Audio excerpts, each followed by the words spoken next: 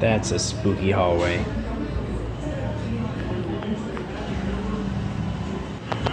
There he goes. We welcome you into Chase Field. Roof is open. Nice night.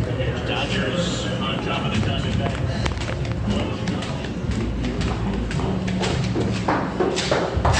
What is I it? think there's somebody back there.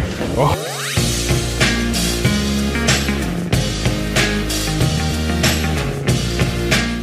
Hey everyone, welcome to day 82 of What I Learned Today. And what I learned today is that everyone treats classes differently. So earlier today, I was in my lecture hall and I was learning business law, which is one of the classes I'm taking now.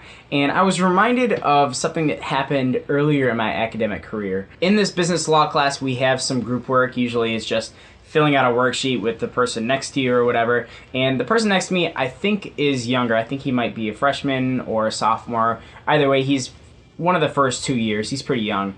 And I was not in class twice from the last 2 weeks. First of which was at the festival. I skipped class. And the second of which was the time that I described a few days ago where I skipped class and then I had the phone interview. So when I got to class today, he said, "Oh, you're back," and kind of in a sarcastic tone. And it reminded me how I treat classes and how other people treat classes differently in education and such. So the way that I treat my college classes is that my major is paramount.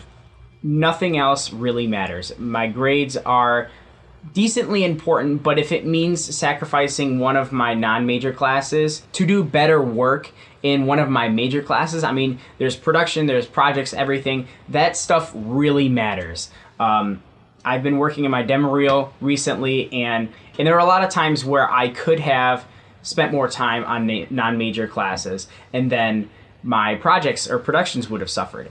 And it's just a letter grade in the end. You know, there's not much else. You can still learn the material, but a lot of projects just kind of test your knowledge of it. There are a decent amount of them that don't actually allow you to learn more. So in my book, in my perspective, I'm okay with getting a little worse grades on non-major classes to excel and focus my attention on major classes. This also applies to being social and my own well-being, my mental well-being. I know there are some people that can absolutely push themselves. They can work 8 hours a day on schoolwork and just hit the books and go crazy, and they're fine. They're okay with that. That's what makes them happy. But for me, with my more creative classes, a lot of the other work doesn't really mesh well with that. And for my own mental well-being, there are a lot of times in my academic career where I had to compromise and say, I'm not going to work as hard on this non-major class. The grade doesn't matter as much,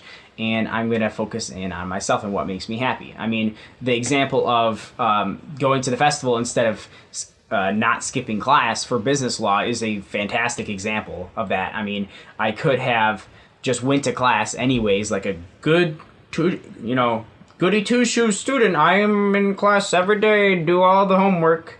Not making fun of everyone that's super serious. I'm just characterizing myself in that part of myself.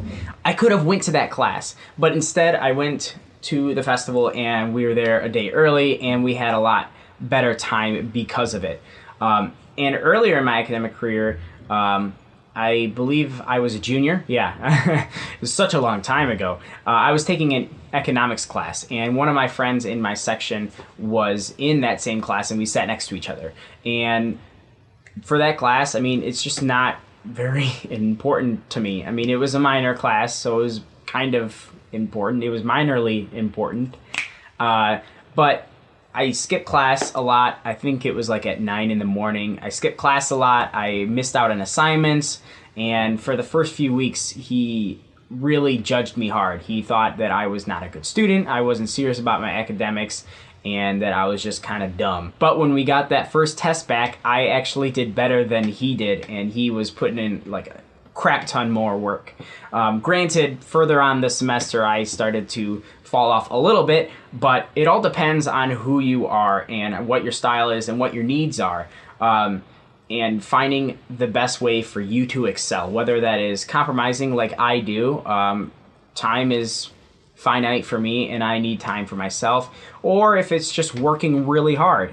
Some people, like I said earlier, can work 8 hours a day on schoolwork, and that's what's important to them, and getting good grades is very important. But basically what I learned is that everybody learns differently, and you shouldn't judge someone by that. I'm very serious academically, but if you look at it from the outside, it probably seems like I'm an idiot, to be honest, but I think I do pretty well despite my compromises, and, you know, it all works out.